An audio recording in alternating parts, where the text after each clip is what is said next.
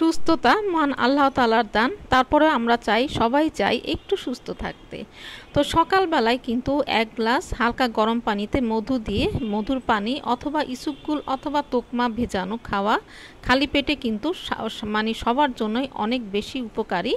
আর এটা খেলে কিন্তু সারাটা দিন কিন্তু অনেক বেশি এনার্জেটিক থাকা যায়। আর এটা সবারই কম বেশি একটু খাওয়া উচিত। আর আমার মনে হয় যে এটা খেলে মানে মহান আল্লাহ তাআলার রহমতে এটা কিন্তু অনেক বেশি উপকারী।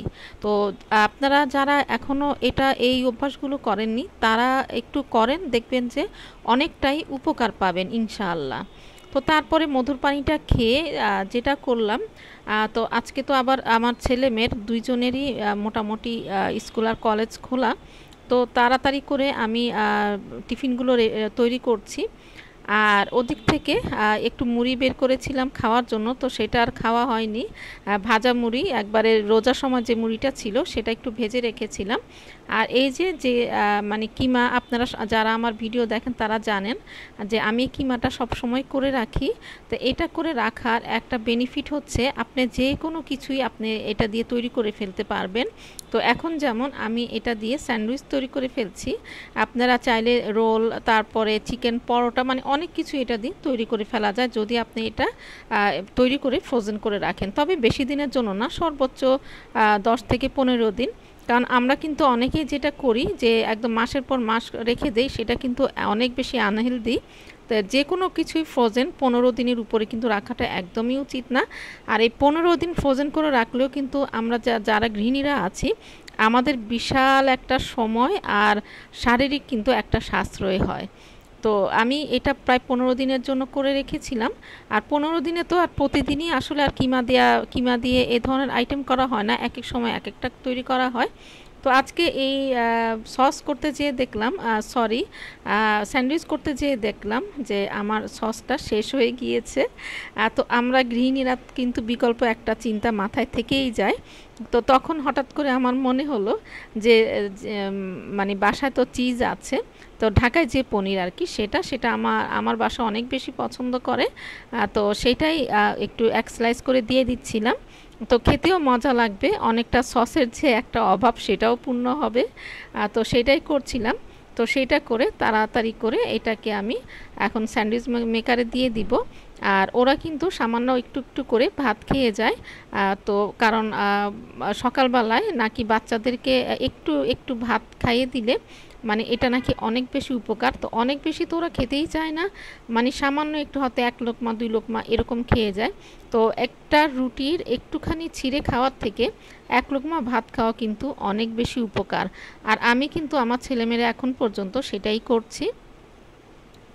তো এটা হয় কি যে মা নিশ্চিন্তে থাকতে পারে। আর দেখা যায় আপনি রুটি বা পরোটা যেটাই দেন আর সেটা একটুখানি মানে ছিঁড়ে খেয়ে তারপরে চলে যায়, দেখা যায় যে পুরাটাই পড়ে থাকে। তো যার জন্য আমি সব সময় একটু গরম ভাত দেওয়ার চেষ্টা করি। অবশ্যই রাতের যে বেঁচে যাওয়া ভাত ফ্রিজে গরম করে দেয়া সেটা কিন্তু না, একদম গরম গরম ভাতটাই রান্না করে তারপরে ওদেরকে দেই। কারণ স্কুলে যাওয়ার সময় যে খাবার ব্যাপারেও একটা রুচির ব্যাপার আছে, মানে একটু রুচি না থাকলে আপনি যদি একটু গরম ভাতটা না দেন তাহলে কিন্তু ওদের খেতেও মন চাইবে না। তো ওরা আলহামদুলিল্লাহ সবাই চলে গিয়েছে, টিফিন দিয়ে দিয়েছি, ওরা বের হয়ে গিয়েছে। তো এখন আপনাদের ভাইয়ের জন্য আমি রুটিটা সেঁকে নিচ্ছি, মানে একবারে আমারটাও সেঁকে নিব। তো এর মধ্যে রুটিগুলো সেঁকতে সেঁকতে দেখি যে খালাও চলে এসেছে। তো একবারে খালার জন্য আর কয়েকটা রুটি বাড়িয়ে দিলাম। তো খালাও একবারে খাবে, কারণ আমরা খাবো খালা খাবে না, তো এটা তো আসলে হয় না। তো আমি খালা যখন আসে তখন আমি হালকা পাতলা কিছু খাইয়ে দিই, তারপরে ও পরে ভারী কিছু একটা খেয়ে নেয়।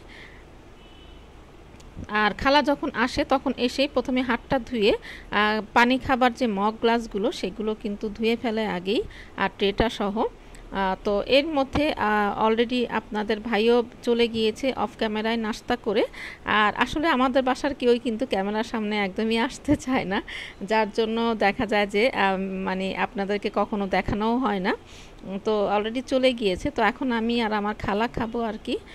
আর তো তারপরে আস্তে আস্তে কাজগুলো শুরু করব। তো আজকে মানে বাসায় মোটামুটি হালকা কাজ, আজকে সেরকম একটা মানে কোনো কাজ আমি সেরকম একটা রাখিনি, কারণ আজকে আমার অন্য একটু কাজ আছে। তো তারপরে আমি নাস্তাটা করে একটু আয়েশ করে মানে যেভাবে আমি চাটা খাই ঠিক সেভাবেই চাটা খাচ্ছিলাম। আর আসলে এখন আপনাদের সাথে একটা কথা শেয়ার করি, সেটা হচ্ছে যারা সকালের খাবার ব্যাপারে উদাসীন তারা কিন্তু এই ভুলটা করবেন না, কারণ সকালের খাবারটা কিন্তু খুবই শরীরের জন্য প্রয়োজন। এটা কিন্তু আপনার সারাটা দিন কভার করে দেয়, সারাটা দিন আপনি আলহামদুলিল্লাহ করে এনার্জেটিক থাকতে পারবেন ইনশাআল্লাহ। আর যদি আপনি সকালবেলায় আপনি নাস্তাটা ঠিক মতো না করেন তাহলে কিন্তু একটা বড় কিন্তু অনেক বেশি কিন্তু শরীরে একটা ক্ষতির সম্মুখীন হতে হয়। তো যার জন্য সকালবেলায় কিন্তু পেটটা ভরেই খেতে হয়। তো এদিক থেকে আমি আবার কিছু কিমা তৈরি করে নিচ্ছি, কারণ যে কিমাটা ছিল সেটা কিন্তু প্রায় শেষ পর্যায়ে, আর বেশি দিন যাবে না। তো সেটা হাতে থাকতে থাকতে আমি আবার কিছু কিমা তৈরি করে রেখে দিচ্ছি। এতে করে যেটা হবে, আমার বাসায় যখন গেস্ট আসে তখনও যে দেখা যায় যে এই কিমাটা দিয়েই আমার বিভিন্ন রকমের রেসিপি তৈরি হয়ে যায়। আর আজকে আমি কিন্তু একেবারেই ফাঁকিবাজি আমার রান্না, কারণ গতকালের একটু চিকেন রয়ে গিয়েছিল।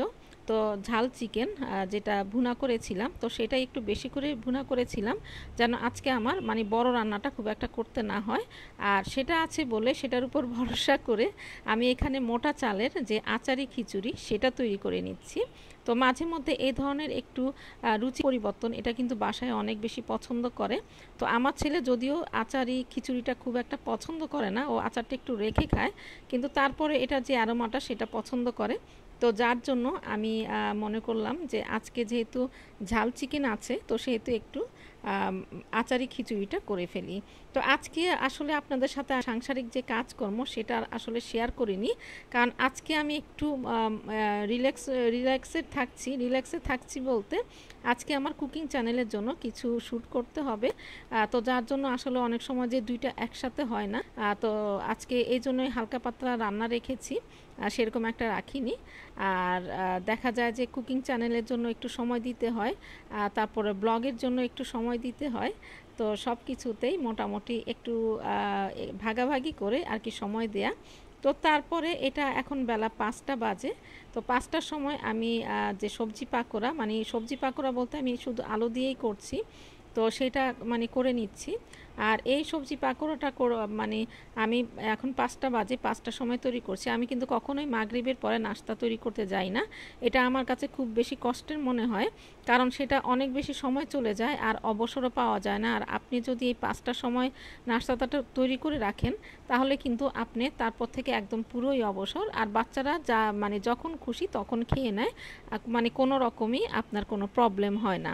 তো আমি এই কাজটা সব সময়ই করে রাখি, কারণ মাগরিবের পরে আমি কেন জানি নাস্তা বানাতে গেলে আমার খুব বেশি বিরক্ত মনে হয়। তো এই জন্যই আমি এই সময় করে রাখি। আর এই পাকোড়াটা ভাজতে ভাজতে আপনাদের কাছ থেকে একটা লাইক চেয়ে নিচ্ছি। আর আমি সব সময় বলি সবার মধ্যে একটা সততা থাকা খুবই জরুরি। তো দেখার সময় একটা লাইক দিয়ে নেবেন, যারা নতুন আছেন আমার চ্যানেলটা একটু সাবস্ক্রাইব করে পাশেই থেকে যাবেন যদি আপনাদের কাছে আমার ভিডিওগুলো ভালো লাগে। তো আমি দেখি আপনারা কিন্তু সবাই আমার ভিডিওটা কম বেশি দেখেন, কিন্তু একটা লাইক দিতে চান না, কারণ ব্লগস বাই চুমকি রান্নাঘর তো আপনাদেরকেই নিয়েই। তো আপনারা যদি পাশে না থাকেন আমি কিভাবে এগিয়ে যাব। তো সবাই ভালো থাকবেন। আল্লাহ।